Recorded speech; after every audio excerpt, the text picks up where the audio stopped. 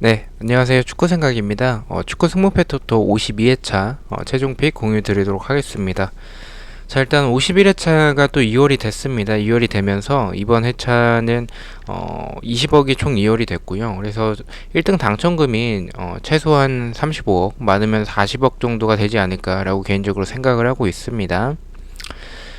자, 일단 뭐 제가 최종 픽을 공유를 드리지만 제가 평균적으로 뭐 지난주 주중에 4등하고 그리고 지난주 주말에 이제 9개 적중 그리고 이번 주 주중에도 또 9개 적중으로 평균적으로 8개에서 10개 정도 사이가 적중이 됩니다. 그 부분을 참고를 하셔서 제가 아무래도 좀 경기력 위주로 좀 다가가다 보니까 좀 정배 빈도가 좀 높습니다. 그래서 제가 가져간 것들 중에서 좀 이변으로 보시는 경기 같은 경우에는 이변으로 가져가시고 좋아 보이는 것들만 골라 가시면 좋은 결과가 있지 않을까라고 생각을 하고 있습니다.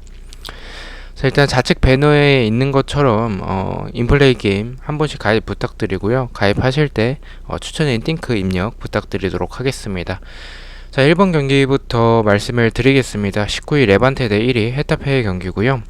레반테는 페르난데스 선수가 부상이고 5연속 무승부를 하고 있습니다. 8경기째 승리가 없고요. 홈에서는 3연속 무승부를 하고 있습니다. 자, 레반테 홈에서 0승 3무 1패로 홈에서의 전적이 좋지 않습니다. 헤타페 같은 경우에 막시모비치 선수가 부상이고요. 3무 2패로 2연속 무승부를 하고 있고 원정에서도 역시 2연속 무승부를 하고 있습니다. 5경기째 승리가 없을 정도로 최근에 헤타페가 좋지 않은 흐름을 보여주고 있고 원정에서 마찬가지로 레반테와 마찬가지로 헤타페도 원정에서 0승 3무 1패로 두 팀 다 이제 레반테는 홈에서 좋지 않고 헤타페는 원정에서 좋지 않은 모습을 보여주고 있습니다. 자, 레반테 같은 경우에는 뭐 캄파냐 선수나 뭐 마르티, 바레디, 모랄레스 이런 선수들이 있긴 있습니다. 하지만 이런 한방을 보유하고 있긴 하지만 미드진의 수비 가담 부족이나 뒷공간에 대한 불안함 그리고 제공권도 또 굉장히 좀 불안한 모습이 있기 때문에 수비적으로 좀 아쉬운 부분들이 있습니다.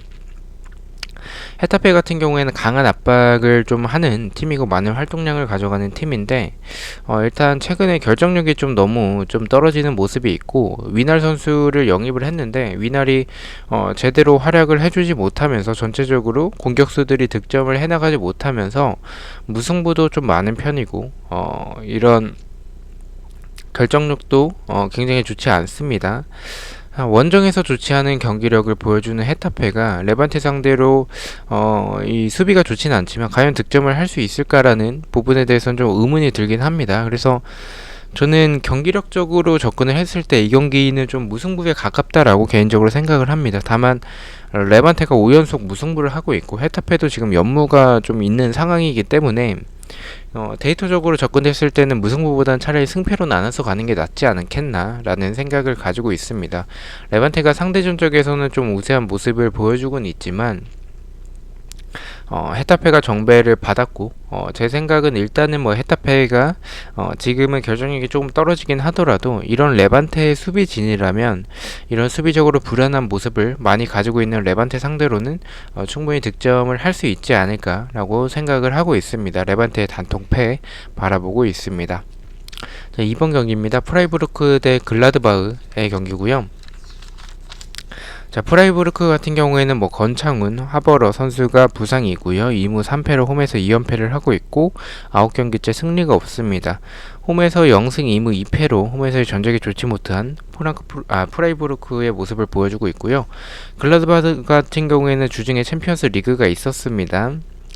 살짝 로테이션을 돌렸고 호프만 그리고 엘베디 선수가 일단은 부상으로 지난 경기에 출전을 하지 못했습니다. 3승 1무 1패를 최근 5경기의 전적을 보여주고 있고 원정에선 2승 2패를 하고 있습니다. 자, 일단 글라드바흐가 주중에 챔스가 있었기 때문에 약간 로테이션을 돌렸긴 하더라도 거의 주전급의 선수들이 많이 나왔었고 그런 체력적인 부담과 전방에서의 호프만 그리고 수비에서의 이런 엘베디 선수의 이탈은 조금 아쉽다라는 생각이 듭니다. 프라이부르크가 최근에 홈에서도 좋지 않고 최근에 9경기째 승리가 없을 정도로 좀 좋지 않은 흐름을 보여주고는 있지만 글라드바흐 같이 이렇게 많은 활동량을 가져가는 팀이 주중에 챔스까지 병행을 하다 보니까 체력적인 부담이 있으면 좀 고전할 가능성이 있다라고 생각을 합니다. 경기력적으로 봤을 때는 뭐 정상적인 상황의 두 팀이라면 글라드바흐가 좀 우세해 보이긴 합니다. 프라이부르크가 결정력이 좀 아쉽고 수비적으로 단단하진 않은 모습을 보여주고 있기 때문에 글라드바흐가 유리해 보이긴 합니다. 하지만 지금 글라드바흐의 이런 체력적인 부담과 프라이부르크가 좀 잘 막아낼 수 있을 것 같다라는 생각이 있습니다. 지금 어쨌든 글라드바흐가 2선에서 좋은 모습을 보여주고는 있지만 이 경기 단통으로 글라드바흐를 가기에는 좀 불안하다라는 생각이 있고 초안에서는 이런 체력적인 부담에 대해서 좀 생각을 했고 최근에 이 두 팀을 봤었을 때 홈팀이 지지 않는 그런 결과를 보여주고 있기 때문에 초안에선 좀 무승부 쪽을 봤다가 최종 픽에서는 패까지 받쳐서 가보도록 하겠습니다.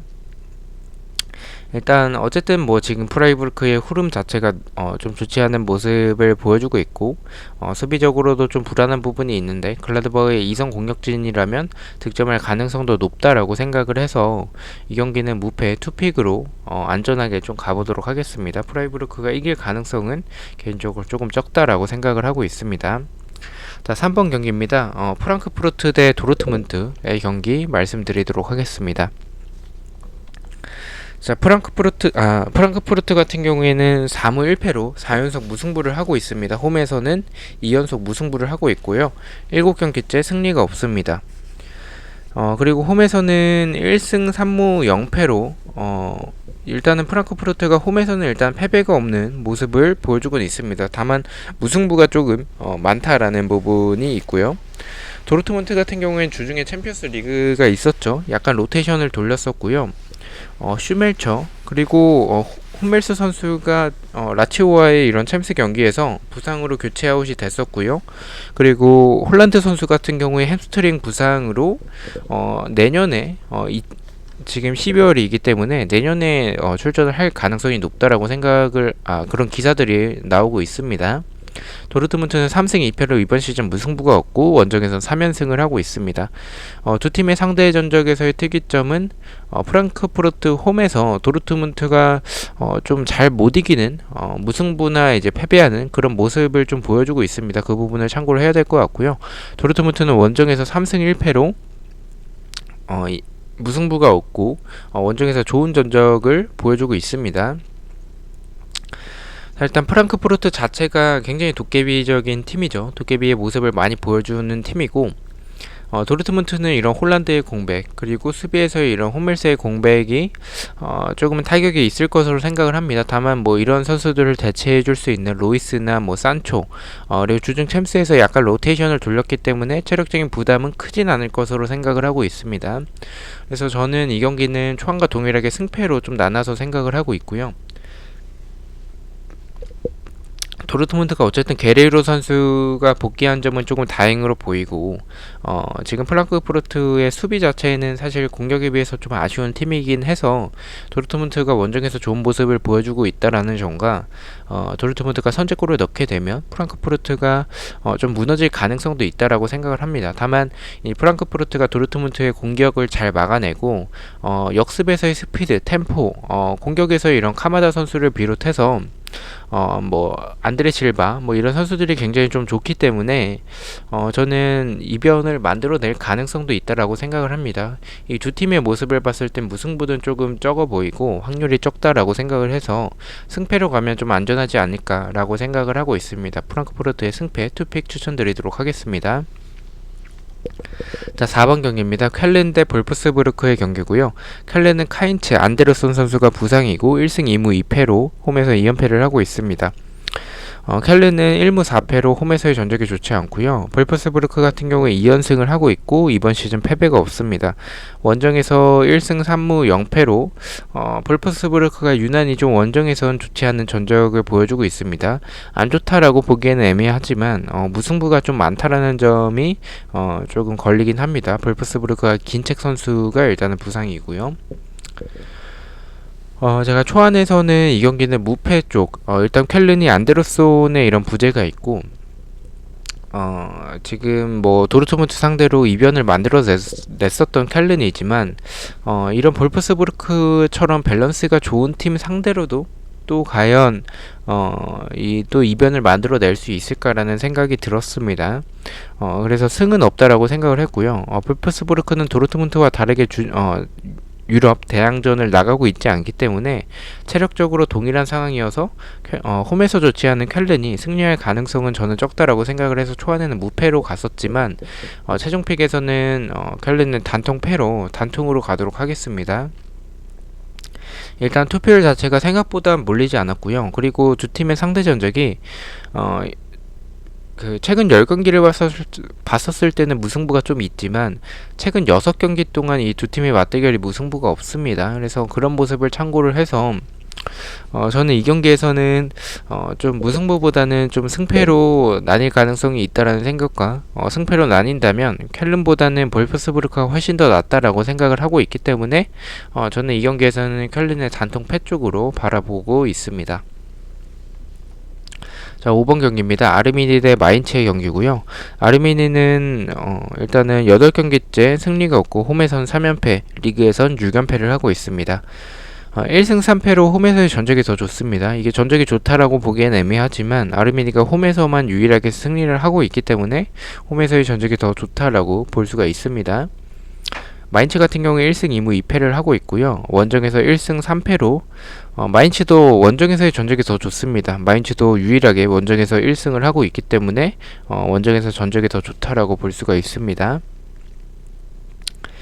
이 경기는 동일하게 아르미니의 승 쪽을 바라보고 있습니다. 일단 뭐 역배긴 해요. 역배긴 한데 저는 아르미니가 보여줬던 이런 파비아 클로스 선수가 지난 경기에서 득점을 했다라는 점과 좌우 측면에서의 속도, 뭐 세트피스나 역습 이런 부분들이 나쁘지 않고 마인츠는 개인적으로 수비적으로 뭐 크로스 상황에서 노마크하는 부분은 파비안 클로스의 제공권을 활용할 수 있지 않을까라는 생각과 좀 마인츠는 수비적으로 좀 불안한 모습을 보유하고 있는 팀이라고 생각을 하고 있습니다.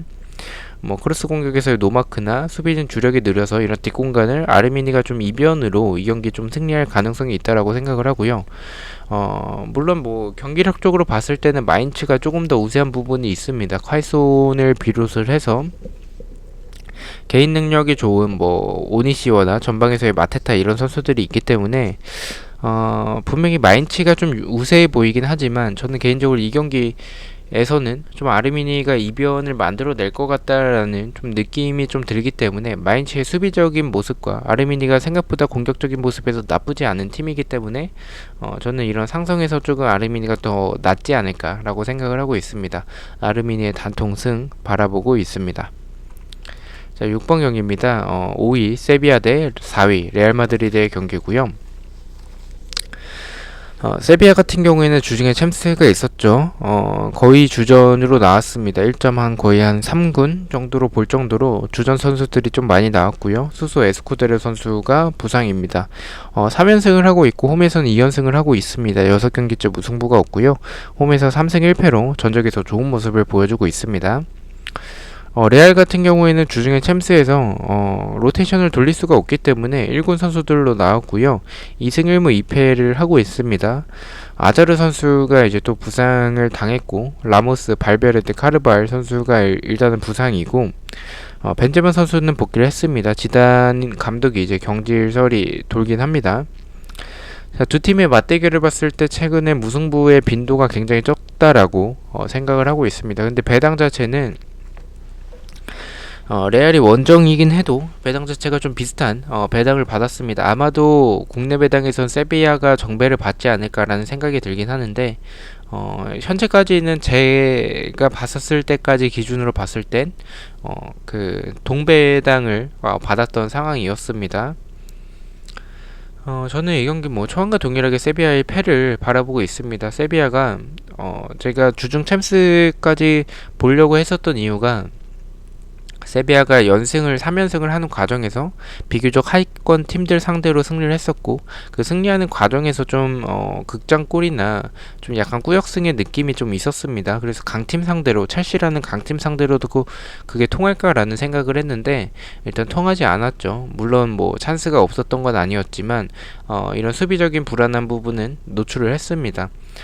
저는 세비야가 이렇게 수비적으로 봤을 때 공간을 많이 좀 내주는 수비 숫자가 부족한 부분들이 있기 때문에 그런 공간들을 레알 상대로도 내준다면 저는 레알이 이 경기 뭐 지단 감독이 좀 위험한 상황이기도 해서 이 경기 분위기 반전을 할 것으로 생각을 하고 있습니다. 세비야의 단통패 예측하도록 하겠습니다.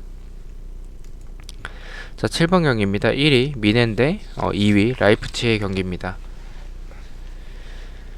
네, 미넨 같은 경우에는 주중에 챔스가 있었죠. 거의 로테이션으로 나왔었고요. 4승 1무로 7경기째 패배가 없습니다. 키미 선수가 부상이고 리차드 선수는 복귀를 했습니다. 3승 1무로 홈에서 일단 패배가 없습니다. 라이프치히 같은 경우에는 주중에 챔스가 있었고 1군 선수들로 나왔었고 황희찬, 라이메르 선수가 부상이고 3승 1무 1패를 하고 있습니다. 라이프치히는 1승 2무 1패로 원정에서 좋지 않은 전적을 보여주고 있습니다. 저는 개인적으로 이 경기는 좀 의심하고 있지는 않습니다. 이변이라면 라이프치히 승보다는 무승부에 조금 더 중점을 두고 있는데 이 경기 투픽을 가져가기에는 다른 경기에서 폴더를 쓸 게 너무 많고 라이프치히가 바샥샤히드 상대로도 주전으로 나와서 좀 고전하는 모습들 그리고 이런 체력적인 부담에서 미네는 로테이션을 돌렸기 때문에 로테이션으로도 AT 마드리드 상대로 좋았었죠. 그래서 저는 이 경기는 그냥 미네의 단통승으로 고민 없이 단통승을 바라보고 있습니다. 자, 8번 경기입니다. 카디스 대 바르셀로나의 경기고요. 이 경기도 좀 투표율이 많이 몰린 경기죠. 바르셀로나가 굉장히 낮은 배당을 받았기도 하고요. 카디스 같은 경우는 네그레도, 로자노, 페르난데스 선수가 부상이고 홈에서는 0승 2무 3패로 홈에서 승리가 없고 전적이 좋지 않습니다. 카디스가 원정에선 뭐 4승인 걸로 알고 있는데 원정에 비해서는 확실히 홈에서 좀 좋지 않은 전적을 보여주고 있습니다. 바르셀로나 같은 경우에 주중에 챔스가 있었고 약간 로테이션을 돌렸습니다.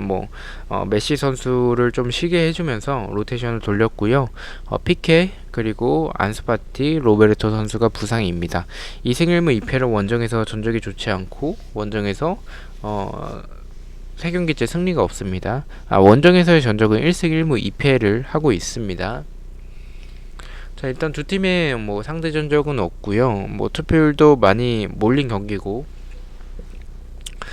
저는 근데 약간 메시가 빠짐으로 인해서 전방에서부터 하는 압박이나 기동력이 굉장히 좀 살아났습니다. 바르셀로나가 주중 챔스 경기에서. 그래서 약간 좀 근데 또 메시가 있을 때는 좀 이렇게 카디스처럼 라인을 좀 수비적으로 분명히 임할 텐데 이런 수비적으로 임한 상대로는 메시 같은 이런 한방이 있는 선수가 확실히 더 좋겠죠. 브레이스웨이트보다는.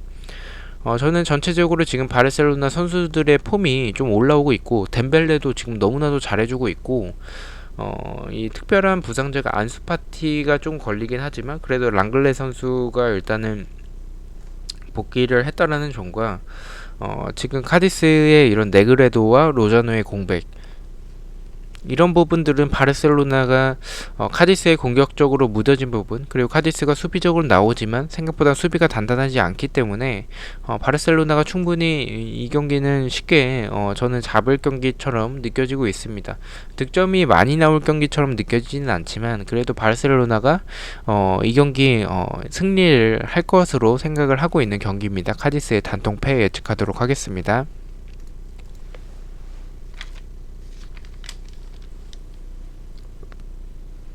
자, 9번 경기입니다. 네, 그라나다 대 우에스카의 경기고요. 그라나다가 정배를 받았습니다. 근데 이 경기 조금 단통으로 가기엔 위험한 게 배당에 비해서 투표율이 좀 많이 몰렸습니다. 근데 배당을 왜 이렇게 높게 좀 책정이 됐는지 좀 의아하긴 한데 일단은 그라나다가 3연패를 하고 있다라는 점과 주중에 유로파가 있다라는 점 그리고 몬토로, 디아스, 케네디가 부상이라는 점에서 약간은 배당이 좀 높게 책정이 된 것 같습니다. 하지만 그라나다가 분명히 체력적으로 지쳐있는 모습들은 있지만 홈에서는 3승 1무 1패로 굉장히 좋은 전적을 보여주고 있고, 우에스카는 이번 시즌 승리가 없는 팀입니다. 하지만 원정에서는 승리가 없긴 하지만 4무 2패로 무승부를 또 굉장히 또 많이 해나가는 팀이기 때문에 이 경기에 좀 단통으로 가기에는 좀 위험하다라고 생각을 해서 초반과 동일하게 무승부까지 받쳐서 승무 쪽 그라나다가 우에스카 상대로 4연패는 좀 현실적으로 힘들다라고 생각을 하고 있습니다. 그라나다가 일단은 뭐 침투나 공간에 대한 불안함을 가지고 있는 팀이긴 하지만 우에스카가 분명히 그런 부분을 잘 노릴 수 있을 것 같긴 해요. 라파미르나 뭐 오카자키 뭐 이런 선수들이 분명히 노릴 수는 있겠지만, 우에스카의 아쉬운 점은 1대1 찬스에서 득점을 하지 못합니다. 그러니까 결정력이 좀 너무 떨어지는 팀이어서 일단 그라나다가 질 것으로 생각을 하고 있지는 않고요. 그리고 우에스카가 이런 공간을 내주는 부분들은 그라나다가 어쨌든 한 방을 보유하고 있는 팀이기 때문에 체력적으로 지쳐 있더라도 최소한 패배는 없을 것으로 생각을 하고 있습니다. 저는 이 경기는 그라나다의 승무로 안전하게 가보도록 하겠습니다. 자, 10번 경기입니다. 브레멘 대 슈투트가르트의 경기고요. 자, 브레멘은 케빈 선수가 퇴장으로 출전을 하지 못합니다. 이번 시즌 6경기 출전한 선수고요. 3무 2패로 7경기째 승리가 없습니다.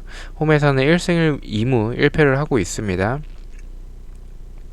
슈투트가르트는 토미 그리고 곤잘레스 선수가 부상이고요. 지금 원정에서 2연속 무승부를 하고 있습니다. 자, 슈투트가르트는 원정에서 2승 2무로 원정에서 패배가 없고 원정에서 더 좋은 전적을 보여주고 있습니다. 자, 일단 뭐 배당은 제가 봤던 경기력처럼 슈투트가르트가 정배를 받았는데, 제가 초안에서는 이 경기를 패로 갔었다가 최종픽에서는 무승부로 바꿨습니다. 일단 분데스리가 자체가 좀 무승부가 많이 나오는 리그이기도 하고, 브레멘이 어쨌든 이번 시즌 지난 시즌 후반기에 수비적으로 안정이 됐다가 이번 시즌 초반에 좀 불안했던 모습, 하지만 지금 최근에 봤던 경기력에서는 수비가 다시 좀 안정되는 그런 모습을 보여주긴 합니다. 물론 지난 경기에 볼프스부르크 상대로 대패를 하긴 했지만 대량 실점을 했었죠. 그래도 이번 시즌 초반에 비해서는 수비적으로 약간은 좀 안정된 모습이 있다라고 생각을 해요. 뭐 아직까지는 좀 많이 불안하긴 하지만 그런 부분을 참고로 했고요. 그리고 슈투트가르트의 이런 결정력과 두 팀의 맞대결이 홈팀이 잘 지지 않는 모습을 보여주고 있습니다. 그래서 그런 부분을 생각을 해서 이런 종합적인 부분을 생각을 했을 때 무승부를 가는 게 좀 적합하지 않나라고 생각을 했고요. 투픽이라면 브레멘의 무패까지 가시는 것도 좋을 것 같습니다. 그리고 이 경기를 제가 투픽으로 가지 않은 이유는 일단은 투필 자체가 좀 균등하게 좀 나눠진 경기이긴 해서 단통으로 똑같이 생각을 했고요. 단통이라면 슈투트가르트의 승도 조금 끌리긴 하는데 무승부까지도 바치는 것도 좋긴 하겠지만 저는 그냥 단통 무승부로 가보도록 하겠습니다. 일단 경기력 자체는 슈투트가르트가 더 우세하다라고 생각을 하고 있습니다. 이런 브레멘의 수비적인 모습과 수비적으로 불안한 모습, 그리고 슈투트가르트가 이런 공격에서의 모습이 굉장히 좀 좋다라고 생각을 하는 팀이기 때문에 이 경기 일단 슈투트가르트가 지진 않을 것으로 생각을 하고 있는 경기입니다. 저는 단통 무승부로 바라보도록 하겠습니다. 자, 11번 경기입니다. 오사수나 대 베티스의 경기고요. 오사수나 같은 경우는 가르시아 선수가 햄스트링 부상인 것 같고 지난 경기에서 이제 교체로 아웃이 됐었죠. 아벨라 페레즈 선수가 부상이고요. 홈에서 2승 1무 2패로 홈에서 좋은 전적을 보여주고 있습니다. 베티스 같은 경우는 카날레스 브라보 선수가 부상이고요. 1승 4패로 3연패를 하고 있고 원정에서도 3연패를 하고 있습니다. 이번 시즌 무승부가 없고요. 원정에서 2승 4패를 하고 있습니다. 자, 이 경기 초안에서는 투픽으로 갔었죠. 베티스가 저는 지지는 않을 것으로 생각을 해요. 상대 전적에서도 우세하고 오사수나가 바르셀로나와의 경기에서 보여줬었던 이런 공격적인 모습에서 좋았던 장면들이 있긴 했었지만 이런 부상자들의 공백과 결정력에 대한 아쉬움, 그리고 수비적으로 불안한 부분이 있고요. 베티스 같은 경우에는 베티스도 마찬가지로 결정력이 좀 아쉬운 팀이죠. 공격적으로는 지난 시즌과 비슷하게 뭐 측면에서의 모습, 역습 뭐 이런 부분들이 굉장히 좋긴 했지만 결정력이 이번 시즌 좀 떨어지는 모습을 보여주고 있습니다. 하지만 뭐 지난 시즌의 자원들이었던 뭐 호아킨이나 뭐 호아킨이나 뭐 모론 뭐 이런 페키르 이런 선수들이 남아 있기 때문에 공격적으로는 오사수나의 수비를 충분히 노릴 수 있다라고 생각을 하고 있습니다. 하지만 이런 베티스의 원정에서의 경기력과 최근에 좋지 않은 흐름 그리고 오사수나가 홈에서 보여주는 이런 모습들을 생각을 했을 때 좀 무승부까지 받쳐야겠다라고 생각을 했다가 최종픽에서는 단통으로 가겠습니다. 일단 투픽이 좀 3등분이 된 경기여서 이 경기에 투픽을 가져가기에는 조금 어렵다라고 판단을 했고요. 어쨌든 오사수나 그리고 베티스가 지금 연패를 하고 있는 과정에서 무승부를 단통으로 갈까에 대한 고민이 좀 많았지만 그래도 오사수나의 이런 수비적인 모습을 생각을 해본다면 베티스가 뭐 호아킨을 비롯해서 공격적으로 경기력 자체는 공격적인 모습에서 만들어가는 플레이 자체는 나쁘지 않았었기 때문에 이런 오사수나 상대로 이번 경기에서는 좀 분위기 반전을 하지 않을까라고 개인적으로 생각을 하고 있습니다. 저는 오사수나의 단통 패 예측하도록 하겠습니다. 자, 12번 경기입니다. 샬케 대 레버쿠젠의 경기고요. 샬케는 홈에서 0승 2무 2패를 하고 있고요. 이번 시즌 승리가 없습니다. 2연패를 하고 있고요. 레버쿠젠은 주중에 유로파가 있습니다. 벤더, 벨라라비, 알라리오 부상자가 굉장히 많고요. 4승 1무로 일단 연승이 끊긴 상황이고 원정에서는 그래도 3연승을 하고 있습니다. 이번 시즌 패배가 없고요. 레버쿠젠은 3승 2무로 원정에서의 전적이 굉장히 좋습니다. 자, 일단 샬케가 제가 일단 초안에서는 샬케의 단통 패로 갔습니다. 레버쿠젠이 약간은 좀 불안한 부분들이 있긴 하지만 그래도 샬케의 모습을 조금 더 믿어서 수비적인 모습을 믿어서 샬케의 단통 패로 갔다가 무승부까지 좀 바치겠습니다. 샬케가 최근에 경기력 자체가 생각보다는 공격적인 모습이든 역습으로 나아가는 모습 자체가 나쁘지 않았고 세트피스나 이런 모습들이 좀 괜찮았다라는 생각이 있고 뭐 수비적으로는 아직까지는 좋지는 않습니다. 하지만 레버쿠젠이 이런 하위권 팀들 상대로 샬케가 뭐 이제 하위권 팀이 됐죠. 어쨌든 이런 하위권 팀들 상대로 좀 약간 불안한 모습들이 있습니다. 원정에서 좋기 때문에 일단 레버쿠젠이 패배할 가능성은 조금 적다라고 생각을 하고요. 더군다나 상대가 샬케이기 때문에 그럴 가능성은 더 적다라고 생각을 합니다. 다만 레버쿠젠이 이런 부상자가 많은 부분과 공격적으로 봤을 때 공간이 있을 때 더 좋은 팀이 레버쿠젠인데 샬케가 분명히 수비적으로 나온다면 이런 공간을 제대로 활용할 수 없기 때문에 조금은 답답한 경기가 돼서 그냥 0대0 무승부가 나올 수도 있겠다라는 생각을 가지고 있습니다. 그래서 저는 이 경기에서 무승부까지 받쳐서 좀 안전하게 샬케의 무패 투픽 추천드리도록 하겠습니다. 13번 경기입니다. 3위 비아레알 대 엘체의 경기입니다. 비아레알은 주중에 유로파가 있죠. 모레노 알카세르 선수가 부상이고 알카세르가 없는 부분은 굉장히 좀 아쉬운 상황인 것 같습니다. 비아레알은 2연속 무승부를 하고 있고 8경기째 패배가 없습니다. 홈에서 4승 2무로 전적이 굉장히 좋죠. 엘체는 보에 선수가 퇴장을 당했고요. 3연속 무승부를 하고 있고 원정에서 전적이 2승 1무 1패로 더 좋은 모습을 보여주고 있습니다. 저는 이 경기 간단하게 생각합니다. 비아레알의 단통 승을 보고 있고요. 배당도 굉장히 낮고요. 그리고 비아레알이 지금 뭐 주중에 유로파가 있긴 하지만 지금 엘체는 보에 선수가 퇴장으로 나오지 못하는 그런 타격이 굉장히 크다라고 생각을 해요. 그리고 3연속 무승부를 하고 있기 때문에 4연무를 할까라는 생각도 가지고 있고요. 이변이라면 무승부를 바라보고 있는데 이 경기 투픽보다는 그냥 단통으로 생각을 했고요. 비아레알이 홈에서 좋은 전적과 공격적으로 알카세르가 없긴 하지만 그래도 굉장히 좋은 모습을 보여주고 있기 때문에 엘체의 수비 진이라면 저는 충분히 득점을 하고 승리할 가능성이 높다라고 생각을 합니다. 배당도 굉장히 낮게 책정이 된 경기이기 때문에 이 경기는 큰 고민 없이 비아레알의 단통 승 예측하도록 하겠습니다. 자, 마지막 경기입니다. 알라베스 대 소시에다드의 경기고요. 알라베스는 가르시아 폰스 선수가 부상이고 홈에서 2연속 무승부를 하고 있습니다. 5경기째 패배가 없고요. 1승 3무 2패로 홈에서의 전적이 좋지 않습니다. 소시에다드는 주중에 유로파가 있고 다비드 실바가 부상입니다. 연승이 끊긴 상황이고 원정에선 4연승을 하고 있습니다. 7경기째 패배가 없고요. 원정에서 4승 1무로 좋은 전적을 보여주고 있습니다.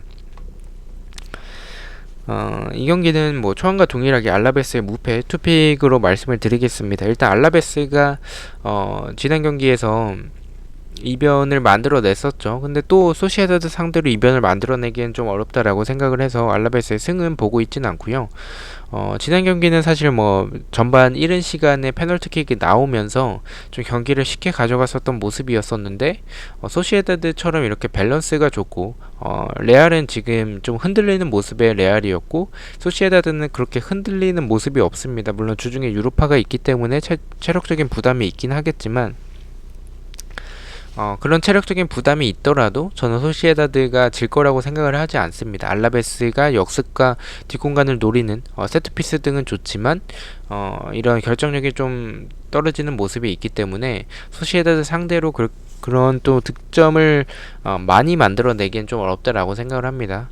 알라베스가 수비적으로 라인이 낮진 않은 팀이기 때문에 뒷공간에 대한 불안함이 있고 소시에다드는 그것을 충분히 노릴 수 있다라고 생각을 해서 소시에다드의 사이드로 보고 있긴 하지만 이런 다비드 실바의 부재와 주중에 유로파가 있다라는 점 그리고 생각보다 배당이 높게 책정이 됐다라는 점에 있어서 이 경기는 좀 무승부까지 좀 바치는 게 낫지 않겠나라고 판단을 해서 알라베스의 무패 투픽으로 추천드리도록 하겠습니다. 자, 이렇게 14경기 공유를 드렸고요. 저는 32,000원으로 갔습니다. 36,000원으로 가려다가 이번에 분데스리가가 들어와서 좀 분데스리가에 좀 투픽을 조금 더 많이 쓰자라고 생각을 했습니다. 무승부가 많이 나오는 리그기도 하고 좀 이변의 빈도가 좀 어쨌든 해외 축구 경기들 중에서 좀 가장 제가 어려워하는 리그기도 하고 가장 이변이 좀 많은 리그기도 해서 저는 이렇게 좀 투픽을 많이 가져가기 위해서 32,000원으로 가져갔고요. 1번 경기부터 말씀을 드리도록 하겠습니다. 1번은 레반테의 단통 패로 갔고요. 2번은 프라이부르크의 무패, 3번은 프랑크푸르트의 승패, 4번은 쾰른의 패배, 5번은 아르미니의 단통승, 6번은 세비야의 단통패, 7번은 미넨의 단통승, 8번은 카디스의 단통패, 9번은 그라나다의 승무, 10번은 브레멘의 무승부, 11번은 오사수나의 단통패, 12번은 샬케의 무패, 13번은 비아레알의 단통승, 14번은 알라베스의 무패, 이렇게 말씀을 드리도록 하겠습니다. 저는 토요일 새벽에 풀백과 독식픽 그리고 프로토 영상으로 다시 찾아뵙도록 하겠습니다. 시청해주셔서 너무나도 감사드리고 구독과 좋아요 너무나도 감사합니다. 감사합니다.